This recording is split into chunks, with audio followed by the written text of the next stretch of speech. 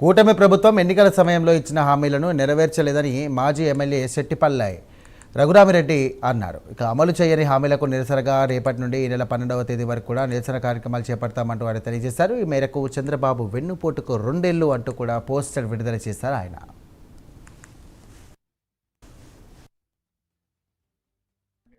హామీలు కానివ్వండి, వాటన్నిటి కూడా కొంత సమయం ఇచ్చి తర్వాత ఏం చేశారు ఏం చేయలేదు అనేది మనం మాట్లాడుకోవాల్సిన అవసరం.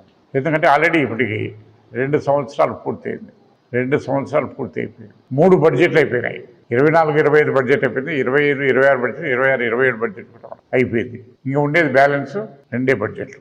మరి ఈ యొక్క 3 బడ్జెట్లో 2024 ఎన్నికల్లో మరి చెప్పినటువంటి హామీలు ఏ రకంగా ఎంతవరకు నెరవేర్చాడు అవన్నీ కూడా ఒక దఫా ప్రజలకు తెలియజెప్పాల్సిన బాధ్యత మరి ప్రతిపక్ష పార్టీగా వైఎస్ఆర్ కాంగ్రెస్ పార్టీగా ప్రజలకు తెలియజెప్పాలి.